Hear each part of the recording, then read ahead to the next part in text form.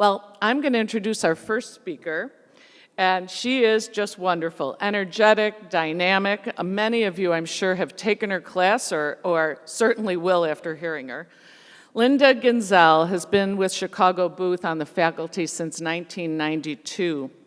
She specializes in negotiation skills, managerial psychology, and executive development.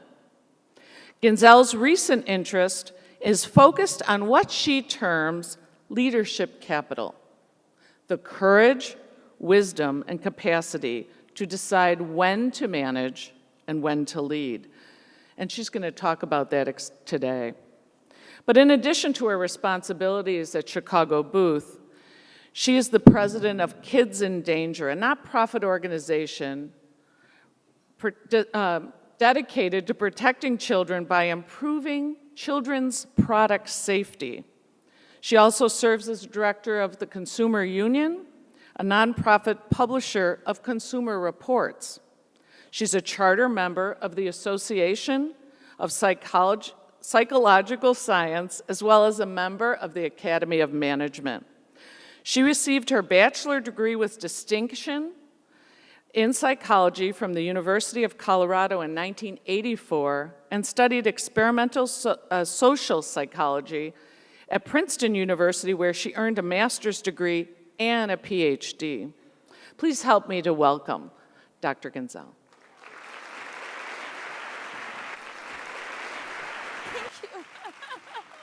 Thank you so much. Sure, thank you. Wow, thank you.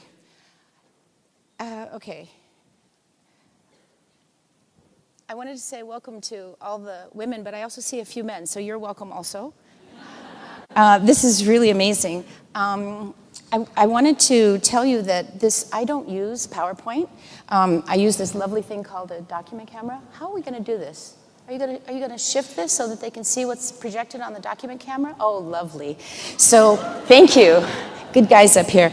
So, the people who put this together, the amazing women on the staff, and I think a few men also amazing on the staff, have done so much work to make this possible. And I received this lovely PowerPoint template from Patty Keegan. And I don't do PowerPoint, so I decided that I would at least use her first two slides. So see, this is a document camera. What it does is it just projects whatever I put up here. So watch this. This is really cool.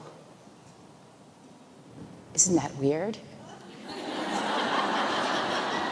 So, I know, the first time I did that, I was like, ooh, okay. So, it's a camera, and all it does is project, and so it allows me to be more flexible. It allows me to I have all sorts of notes, all sorts of things that I want to possibly share with you, and almost depending on the energy and the timing and how I feel it's going, I'll actually shift among them.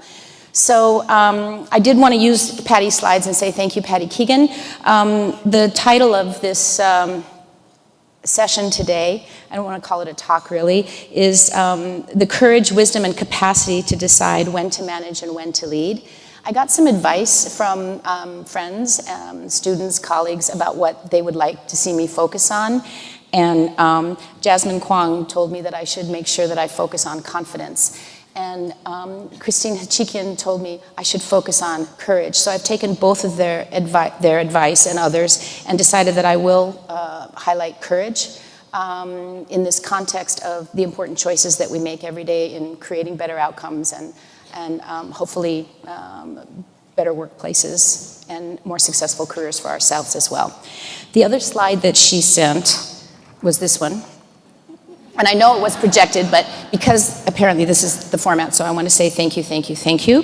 I think that's probably it. It's really nice to see so many new and familiar faces. I have to do a shout out to Rosa Ebeling, who was my 20 years ago. I think it's 20 years ago, right? She doesn't look a day older than the day I met her. She was in my XP 63 class.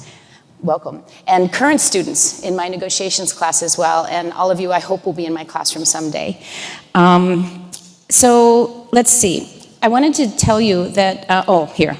One of the friends just handed me this. So they said, look, you're on the cover of this executive education. You're the face of leadership at Booth. thought, how can I be the face of leadership? I don't even like leadership. I mean, it's not that I don't like it, it's just that I've never been particularly really interested in it. And so I think I have to start a little bit with how I ended up dragged kicking and screaming into this study of leadership. So my first love was management. And I can tell you exactly when I fell in love. It was in 1986. I was a PhD student at Princeton studying experimental social psychology. And I wanted to do something that was more, in my opinion, relevant, something that might have meaning. I love research, it's very important, but I decided that what I wanted to do really was to not be a researcher in a social psychology department, but in a business school where I thought that maybe I could make a bigger difference. So I took a leave of absence. I went to work for Mutual of New York as a corporate training director, designing education, and that's where I learned the relevance of social psychology for managers. That's where I understood that I could actually make a bigger difference by helping managers, executives, leaders. I want to use the term executive or tell you why I think you should, to build a better future. So I went back, I finished my PhD, and I took my first job at Stanford Business School. And I fell in love with management. And for years, what I did, even at Booth, was to teach my students how to think more like a social psychologist. I still do that. So I taught at Stanford, and I taught at Kellogg, and I actually came to Booth, which was then the GSB, we're getting feedback from that, in 1992, and I have been in love ever since. So when I arrived at the University of Chicago, Davis and Hogarth, they hired me, very smart people, very good guys. They handed me this paper that they had written called A View from Chicago about their approach to management education. And it was the first, I taught at Stanford, I taught at Kellogg, great institutions, great students, but no member of the faculty had ever handed me a paper and the work that they had done where there was a framework for what we're trying to accomplish in the classroom. And I was blown away. And it was like, in psychology, there's this thing called imprinting. It's when ducklings hatch, and the first thing they see is supposed to be their parent, and then they walk like them, and they talk like them, and they act like them. So I imprinted on Davis and Hogarth. And actually, I have to tell you, almost everything I know that's good about teaching is I learned from these two men. So they wrote this paper, which, by the way, you will have access to. Holly has said that there's going to be like a LinkedIn group, and she's going to post this paper for you. This amazing paper that was published in 1992, the year I started at the university, and which we edited sort of for the future. We reissued it in 2013. Harry and Robin reissued it in 2013 with a little bit of a nudge to do so. It's great. You'll have access to it. So what did it say? It said that there are two kinds of knowledge and two kinds of skills. So knowledge, conceptual, here, I even wrote this out for you. So thank you, sponsors. Thank you, Kate. Okay, so they said there are two kinds of knowledge and two kinds of skills. Conceptual knowledge is what classrooms are built for. We come in, faculty, we have an expertise in a certain area, we pour in the knowledge, you soak it up, and you walk out of our classroom heavy. And that's what classrooms are built for. Domain knowledge is what you bring to the classroom, to the space, to learning. And that's your knowledge from your industry, from your function, from your geographic location, from your organization. And generally what we do is, hi Joni, we mix those up, conceptual and domain knowledge, and that's what we do in the classroom. And Davis and Hogarth said knowledge is important, but it's not enough. That what we also need to do is help our students in their behaviors, to behave differently, not just to think differently. And I thought about this and I thought, it's so right, I have a PhD in social psychology. Do you know how many cool things I know? I know so many cool things. I could spend the hour telling you all these really cool things that we have data on from experimental social psychology, and you would have so much knowledge. And then the question is, what are you going to do with that knowledge? How are you going to change your behaviors to improve your outcomes? What's the link between understanding and action? So I love this approach, and what I started to do was to focus my teaching around skills. Knowledge is important, and we have conceptual knowledge, but what I want to do is to try to help my students change their behavior. Now, I can't behave for you, so I have to trust that the time we spend in the classroom is going to be the best. I do the best job I can to motivate you, to give you tools, to move you in a direction that you will be able to then, what I call, be your own coach. So this is the foundation. Action skills are your ability, mostly to put knowledge into action. Like, I think the two most important action skills are negotiation, decision-making, and insight skills is your ability to learn the right lessons from experience. So we're going to talk more about how do you learn from experiences, how can you be wiser younger. So that was the beginning. And then I didn't bring a picture of Howard Haas, but then 10 years ago, Howard Haas, who used to take me every month to the Standard Club, where he was a member, and I would try to explain to him about academia, and he would try to explain more to me about business from his perspective. And one day, after 10 years of these lunches, he said to me, Linda, I'm going to retire at some point, and I'd like you to take my leadership class and teach my leadership class. And I said, no, we don't do that. We don't teach other people's classes. I'm not going to teach your class. And then we continued talking, and at that moment I realized that I had rejected 20 years of this man's work at Booth. So I called him and I said, okay, Howard, how about if we co-teach it, right? We'll co-teach it, I'll learn from you, I'll put in things that are, what I'm thinking about, and we'll co-teach it, and then your legacy can live on through kind of my version of your seminal course, because he was the first person to do a leadership course in business school. He had worked his way up from sales manager to CEO of Sealy, the mattress company, and then spent the next 20 years designing leadership education at the GSB. So that's how I got dragged, kicking and screaming, into leadership. I said no, and then I had to go back. Now, leadership is really, really hard. I have been through a lot of, I'm going to walk over here. See, in my classroom, I always ignore the left side of the room also. And here I am again. This is my classroom. Welcome to my classroom. I'm not used to seeing myself either. Let me see where I was going to go. Oh yeah, leadership is really hard. So what I wanted to say is that, I've had, like you, we all have experiences in our lives, difficult experiences, and I've been through my share, and very few things keep me up at night. But trying to understand leadership, I have had many sleepless nights, and it's because leadership is really hard. The reason it's hard academically, as a professor in a university like University of Chicago, Booth, is that there is no consensual definition of what is leadership. There is no discipline base for leadership. Therefore, there is no body of knowledge that you can read and then you can say, I am an expert in leadership. I know this body of knowledge. And it is a multi-billion-dollar industry where people will sell you anything you are willing to buy. So I could not find a framework, a way of thinking about this that I was happy with. So I had to create my own. So leadership capital, actually, this is the first time in a public, space outside my classroom that I've been talking about leadership capital. This is my framework. This is my attempt to try to deal with this important and difficult issue of leadership. All right, so that's a little bit of the history, management, and leadership, where we were, why we are here today. So because I'm a teacher and not a speaker, I am considering this my classroom. It's actually, Stacy, is a really beautiful classroom. I think we should maybe move towards something like this. The chandeliers, and it's really lovely. So this is the biggest and most beautiful classroom in which I've ever had the pleasure to teach. And we're going to start today with an exercise. So welcome to my classroom. Here's the exercise. In just a minute, I'm going to have you're going to pair up with the person next to you.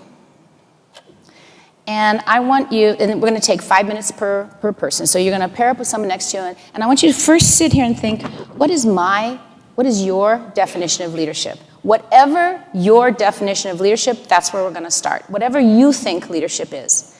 Now, from that base, from that definition, I want you to think about, what was the first leadership, what's my earliest leadership experience?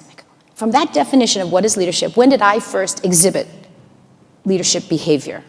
What was that experience? What was that occasion? And then I want you to describe that period, that time, that story, whatever that episode is, to your partner. And I want your partner to think about their earliest leadership experience, a time when they behaved in a way that exhibited leadership behavior, however you are defining leadership, to your partner, all right? So I have a little timer here. We'll do 5 minutes for the first person. I'll do 5 minutes for the second person, but you can do what you want. And in 10 minutes, we're gonna come back together and see what we learned from this in-class exercise, all right? So find a partner and consider your definition of leadership. You know, when I used to teach in Singapore, they had a big gong, and we could bang this gong when we needed to bring people back into the classroom.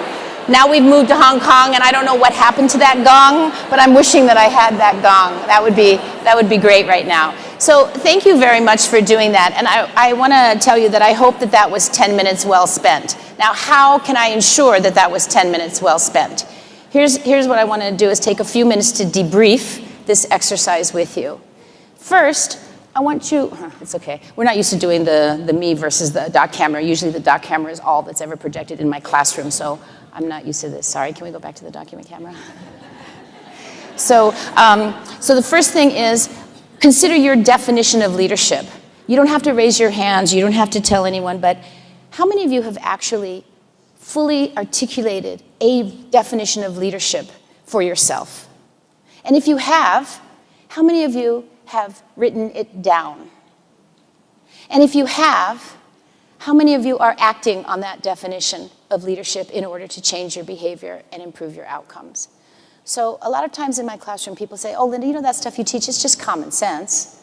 I mean, yeah. Well, 2 things to say. Isn't so common, doesn't always make sense, right? So what I wanted to start with in this very difficult, interesting, important topic of leadership is starting with you. Hi, Caroline. What is your definition of leadership? Because no one has a definition of leadership that is right, that is correct, that everyone will agree on, that scholars will say this is it. So start with what you think, and then inform that with what other people think who have done research in this, who've read about it, who've practiced, and practitioners and academics. But you need to have your own definition of leadership, and you need to use that as the basis for your actions. Secondly, if this were a smaller classroom, we would discuss and share and talk about it, but you were able to do it with each other. So I'm going to use one example, my earliest leadership experience. But the point here is, what did you choose? What experience did you choose and why? We haven't gotten to the why yet. All we've done right now is to collect data. It's descriptive data, it's a story, but it is the data of your experience. And one of my jobs in the classroom and today is to get you to increase the value and the importance of your own data, of collecting that data, of looking at trends across time, of understanding why you do what you do, and of experimenting with different choices and different options, because what we do is often a contingency. We behave and then people reciprocate. There's a contingency between what we do and what we get. But so often we look at people and we think that what we get is because of something inside of them, right? So you behave the way you do because you are an ENTJ, or you are a high sensation seeker, or you are some, pickle, a cucumber, or some category label, right? And we do that, and it's good to, we need to simplify the world. And self-development is obviously what I'm here talking about today. But what I want you to think about is, what is the reason that you chose that example? What is the value that underlies that choice? So the question is, what is the value that's driving your leadership behavior? That's a bigger question. But first is, why did you choose that as your example? What is that? And if we can understand this, this is really leading to insight skills, which Roxanne referred to as ever-challenging insight skills. Davis and Hogarth's definition of insight skills is learning the right lessons from experience. How do we learn the right lessons from experience? We have to collect the data, we have to experiment, we have to practice across time, we have to reflect. Self-awareness is one thing, so this brings us some awareness. Self-understanding is another. And self-understanding comes from an analysis of the data of our behavior so that we can understand what is the causal locus in order to change our behaviors moving forward. So that's kind of the exercise I designed for you to kick off, to kind of ground us in this discussion of leadership capital.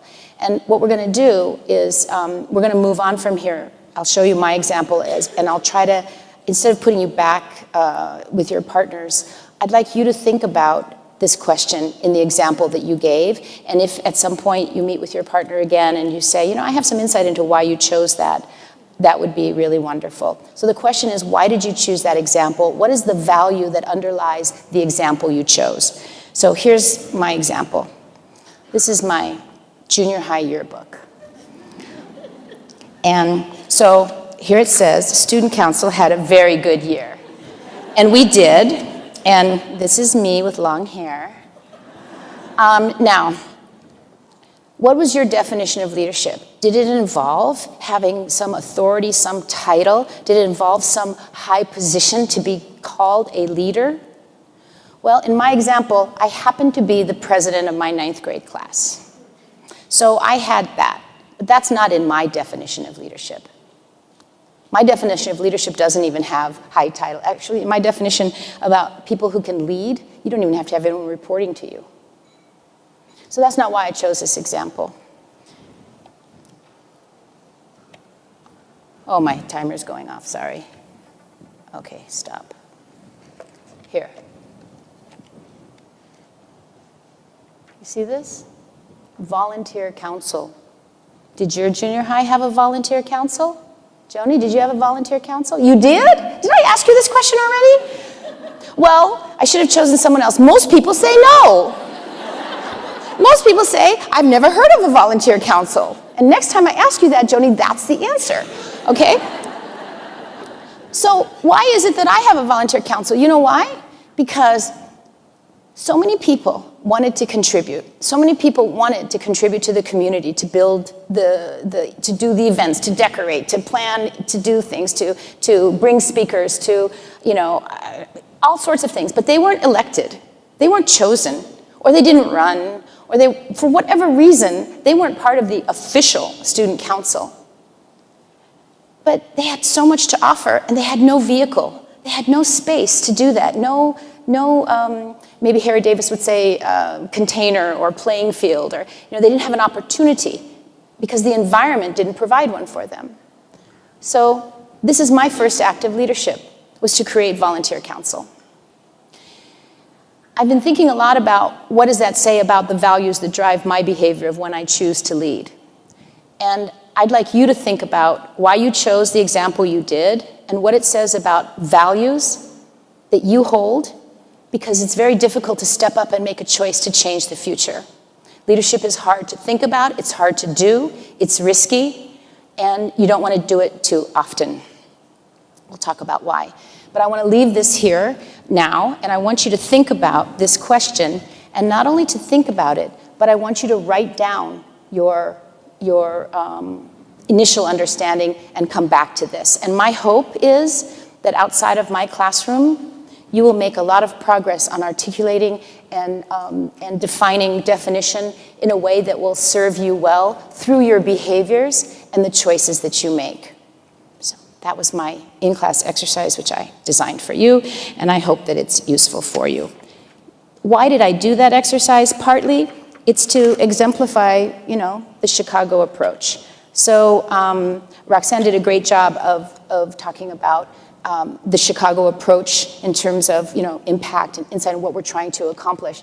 This is actually, I don't know if anybody would say this is the Chicago approach, but at one point I was asked to, well, let's not go there. So this is actually the articulation of the Chicago approach from the economist, he wears a baseball cap, Kevin Murphy, genius, everything. So he actually was opening an XP, the executive MBA program. We have the students from London, Hong Kong now, and Chicago, and they all come to Chicago. And he opened the luncheon one time, and I was in the audience, and he was telling the students what's unique about Chicago. And I thought, wow, that's really right, that's it. So I've adopted his version of the Chicago approach, and I don't even know if he still uses this, but I do. And this is what I think is unique about Chicago. And this is all fitting into leadership capital, so stay with me. So at Chicago, we are discipline-based. I am trained as an experimental social psychologist. It is all I know. I am an experimental social psychologist. Discipline training is narrow and deep, all right? Empirical evidence, data. We love data. We love data. And I want you to start thinking about the data of your experience as having value, as being feedback to yourself. Just think how great it is if you have a spouse who gives you feedback, or a boss, right? Or a teenage son who tells you everything you do wrong on a moment-by-moment basis. That's feedback. But just think how much wiser you could be at a younger age. I always tell my students my job is to help you to be wiser younger, if you can collect the data of your own experience and become your own coach. It's very much in line with the Chicago approach. How do you collect data in order to analyze trends in your behavior, in order to see what kind of experiments you want to do to change the pattern, to have a different outcome?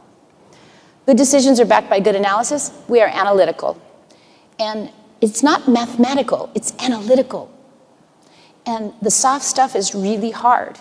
And it's precisely because we don't have equations for leadership effectiveness. I do have a little fake equation I made for you, but we'll come to that in a minute. Effective business practices stem from fundamental principles. So we're really all about the basic, core, fundamental notions, knowledge, for example, in psychology, for me, that you can then generalize beyond the classroom to situations you care about. So that's it. That's the Chicago approach. It's discipline-based, it's data-driven, it's analytical, and we're focused on fundamentals. And this is the reason I told you this whole background story, is for you, to help you to understand how I'm defining leadership and why I think it's important. So it's management and leadership, right? Data of our experiences, how we perceive. So leadership is interdisciplinary, multidisciplinary. It's not in one discipline. That's why it's hard to come up with a consensual definition. So it goes across, and we have to be analytical, and we have to stick with fundamentals. All right. There's handouts on the desk in front of you, and we are coming to them now. So one handout is about the green pen. Oh, by the way, this is the reference to Davis and Hogarth, and that's what's going to be available on LinkedIn, courtesy of Holly and the group, so thank you. So you have in front of you a green pen. Every student I have gets a green pen. So you are students in my classroom today, so this is your green pen. It's really a lesson in management for me, because symbols are really important to manage meaning. And Jeff Pfeffer has argued that that's the job of management, is to manage meaning. And I'm here to tell you that small acts that manage meaning increase motivation by leaps and bounds. So pay attention to the small acts that you engage in to manage meaning every day. Here's one of my attempts. It's the green pen. So what do? In my classroom, I give everyone a green pen, and I've already told you I want you to become your own coach. This is a mantra. If you don't write it down, it doesn't exist. You want to repeat after me? If you don't write it down, it doesn't exist, right? Because if you don't write things down, they're not data. They're not observable. You can't collect it over time. It's just a figment of your imagination, right? So writing things down is really important to make it exist. All right, now, let's go on. So why do I give you this green pen? If in my classroom, the idea, but you don't have to be in the classroom to use this. Just, conceptually, how do you use the green pen in your life? So for example, I'm teaching negotiations, and Darcy and others, I hope you're using your green pen in my class this week. But the idea is you prepare your negotiation, right? You prepare in writing what your goals are, what you're trying to accomplish, what your walk away, and then you come to class with that and your green pen. And then during the negotiation, you have what you thought by the way, you also prepare the counterparty side. So you have your hypotheses about what the other side might be doing and thinking and wanting, and you have yours. And then you take that data of your preparation to your class, and you have your green pen, and you start writing things that you didn't think about that happened. Or things that happened that you predicted but went differently. And so in green, in the margin, you are giving yourself feedback. And if you do this over time, you have trends in your data. And you can see what you tend to ignore, what you tend to overfocus on, right? So this is a tool to help you collect data, the green pen.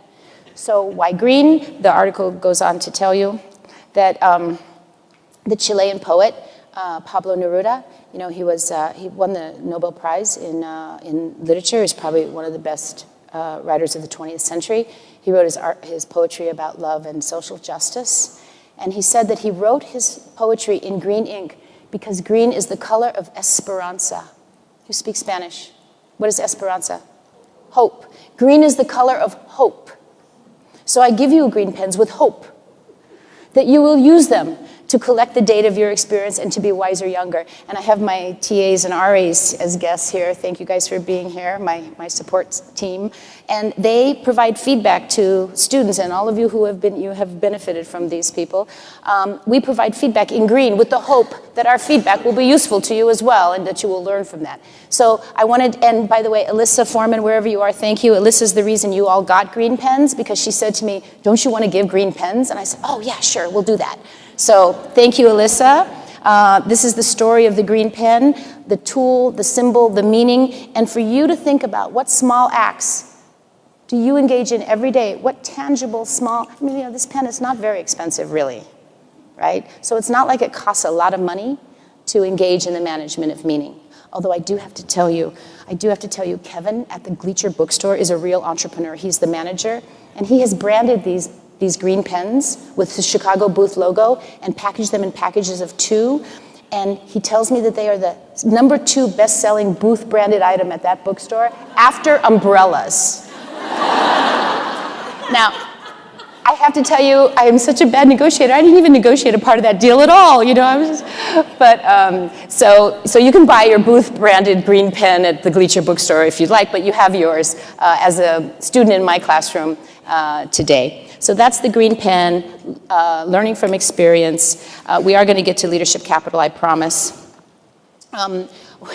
When Roxanne talked about the research, I thought, oh my gosh, you know, not only are we completely simpatico, in my opinion, in many ways, wardrobe-wise and everything else, but she's also going to quote my research that I'm going to talk about, but it wasn't the same research. So, but I really did think, I was smiling and thinking, oh my gosh, we're so much in the same place that she's going to quote this.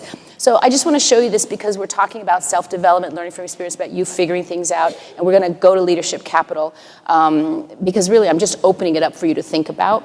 This is from Business, and let me find you the first page. So this is from Business Insider, and it's written by the COO of Zenger Folkman, and it's based on the firm's research. And apparently, I have not seen this article. Katie, I'm going to ask you to find that article for me. But apparently, it was published in a 2012 HBR article. So here's what I want to show you. What they say here is that men and women, men maybe have a little bit of an advantage, start out with not too much of a difference in terms of their effectiveness on like 16 competencies, which are in the article if you're interested. But what happens, the interesting thing is at age 40, women continue to improve and increase in their effectiveness, and men don't. I mean, that's what it says, right?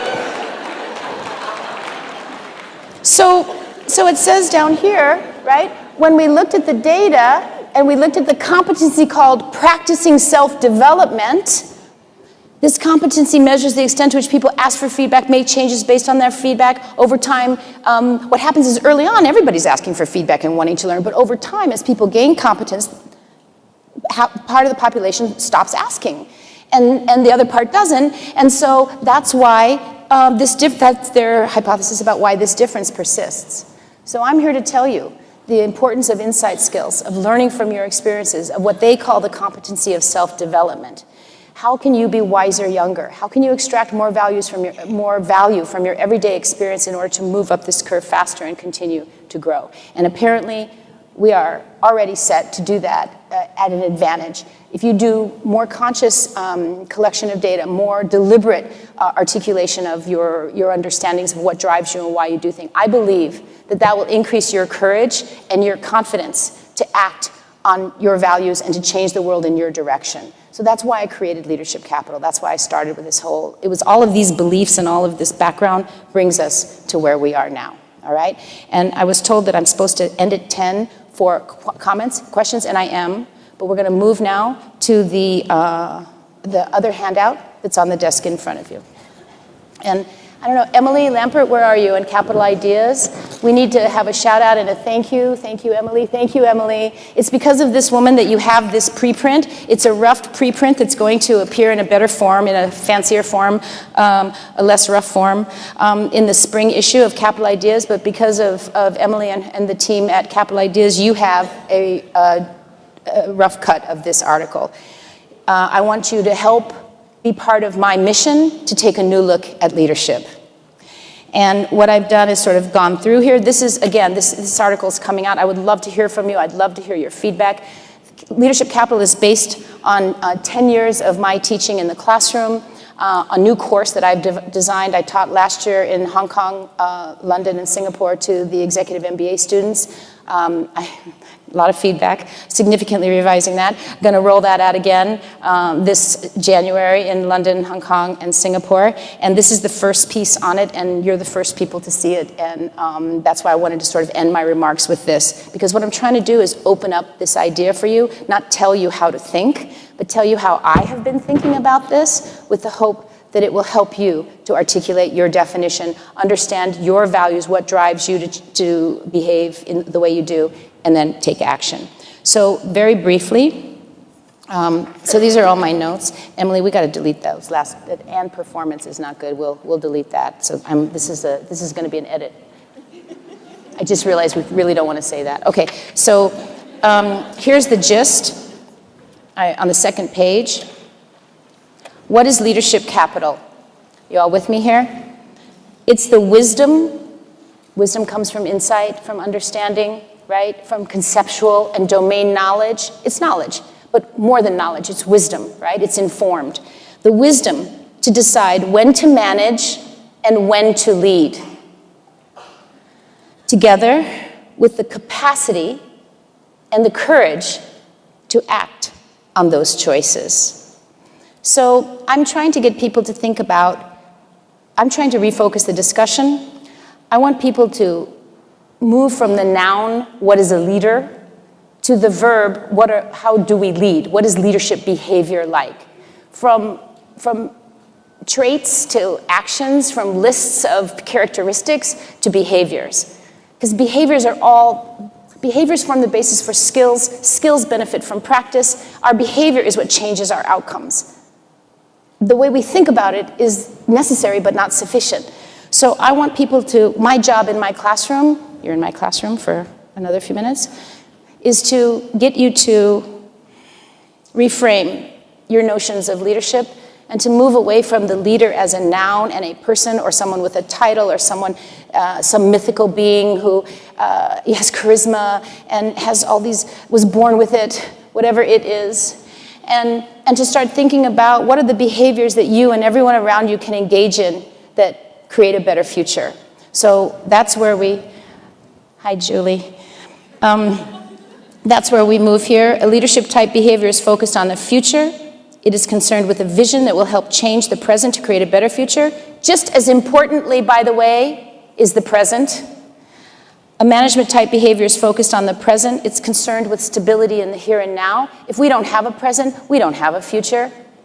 And we have to be very conscious of the fact that we build trust in the contingency between what we do and what we say and what we do in the present.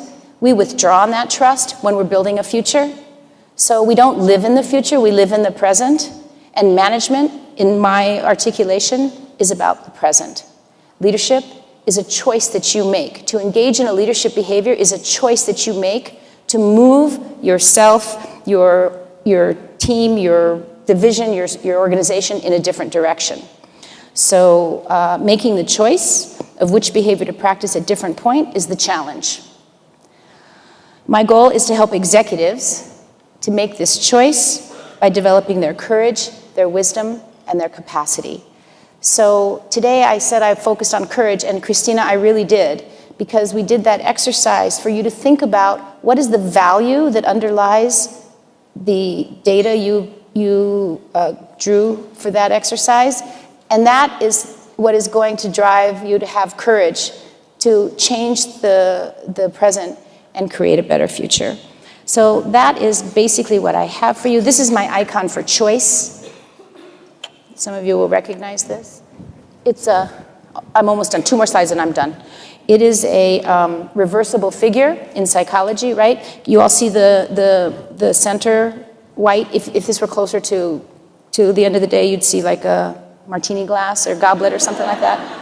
Yeah, and then you can all see, if you focus on the black, 2 faces in profile. Yeah, you see that? Can you go back to the martini glass? Right. So this is called a reversible figure. It's reversible because you make a choice of what you see. You decide. And this is black and white on paper, and you still make a choice. Choice.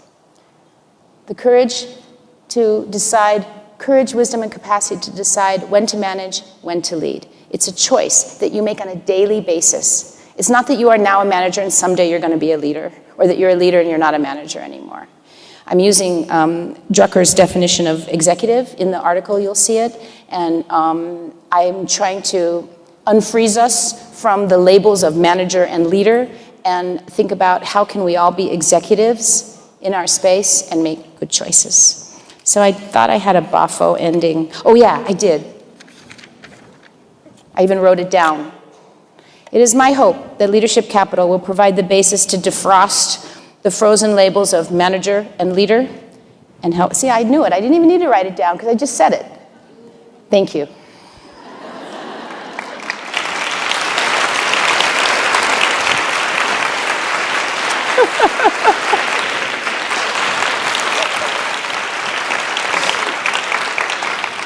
Okay, Julie, you are on. You are still on, Linda. Oh, I am. I was going to leave. I wanted to hear your what we people. actually have many questions. Okay, I'm sure from you do. the floor. There are lots of people who would love to hear more about your thoughts. And the first question is very big picture. So in the business world, how can we better enable the world to be prepared for women leaders? Ooh, yes. Very big picture. Yes. So, well, it's so interesting. Roxanne and I were talking about this earlier. I think that we need, obviously, a critical mass. We need numbers. You know, some of you will remember if you were students and took managing in organizations, if you are going to be future students, you should take managing in organizations. It is the conceptual course for social psychology. And there's a case in this about stereotyping, and it's based on sort of gender discrimination. And there's a brief. This is an answer based in research. There's a brief that was an amicus brief that was presented on behalf of this plaintiff that went to the Supreme Court, and we teach from this in our class. And here are the things it says about reducing discrimination or increasing the capability of women or any member of a category about which there are stereotypes. And when we have stereotypic thinking, like leader and manager is a stereotype. So when we have a stereotype, it's overgeneralized, and if we think positive things, then we polarize in a positive direction. If we think more negative things, then we polarize in the negative direction.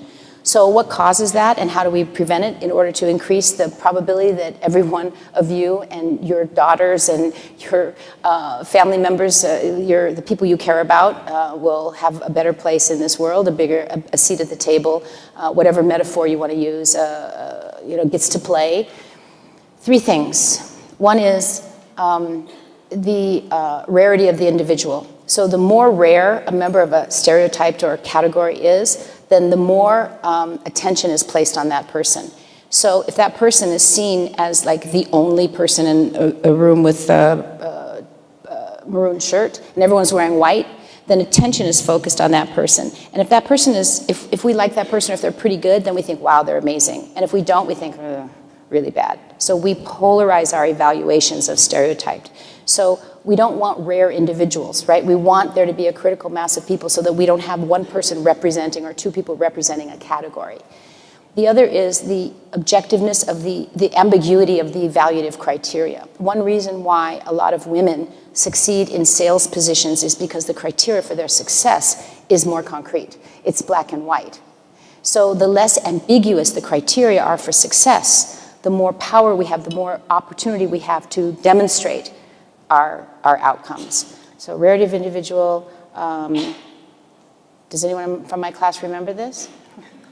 Rarity of individual, paucity of information, that's the third one. So the rarity of the individual, the ambiguity of the evaluative criteria, and paucity of individuating information. So if we don't know very much, if you don't know very much about me, Linda Ginzel, except that I am Asian, Jewish, mother, Ivy League educated, first person in my family to go to college, then whatever you think about those categories, that's what you would think about me. Because you don't know anything about me except the members that I'm a member of each of these categories. If you ever know anyone who's at the intersection of that, I'd like to meet that person too.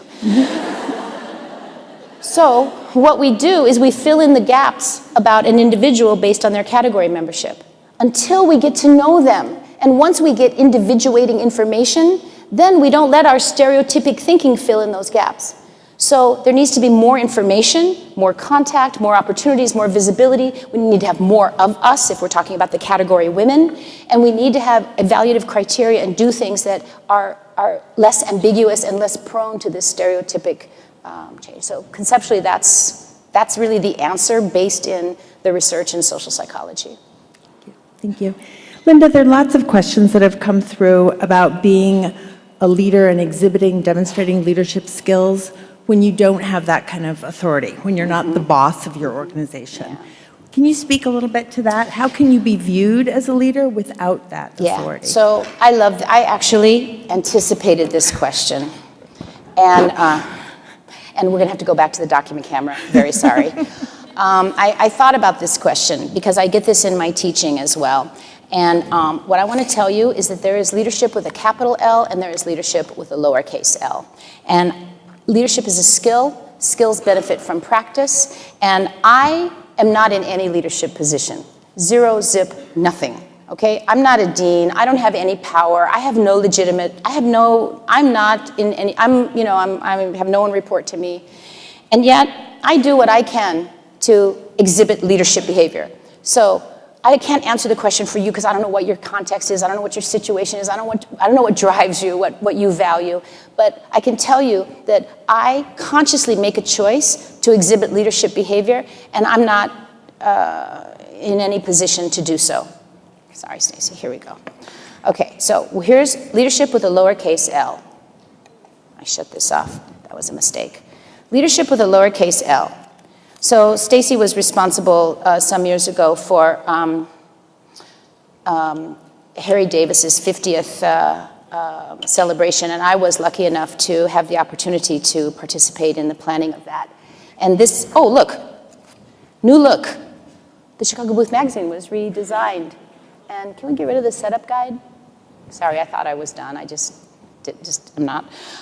So that's the Booth magazine. And then Harry, we have a new leadership center. Susan Popa is the amazing executive director of that center. I don't know where you are, Susan, but shout out to you. And what's here? Nonprofit executives receive Davis Scholarship, right? And it talks about how 4 leaders from Chicago nonprofits got to go for a week-long course to executive education, high executive education over there. You guys are great. And here's a picture of 3 of them. 1, 2, 3, and that's Harry, right? So, you know why that exists? It didn't exist. Why does that exist? You know why? Because I run a nonprofit, and I have all these people who say, can we, we would love to go to exec edit booth, but we don't really have the money. We don't have the funds. We can't afford that, the cost. Could you give us some discount, or is there some opportunity, some scholarship? And the answer is no, there wasn't. That's the present. But why couldn't there be? So, we created this before. So what I would do is I would go to the exec ed guy who used to be here, and I would say, I have a guest who I'd like to have come to my class. Is that okay with you? I'll pay for their books, and I'll pay for their food and everything. And he'd say, oh, Linda, you do so much for us, If you want a guest, you can have a guest. And I thought, why should I have a guest? I mean, why should only a guest be able to come to my class? Why shouldn't we open this up and make this available? It's kind of like volunteer counsel.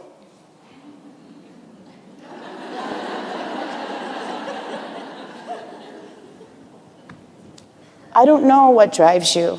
I don't know what values you hold that give you the courage to step up and make a different choice. But you should figure that out if you don't know that now. And this is that 10 minutes that you spent, I believe it could be life-changing. But only if you decide that it could be as well.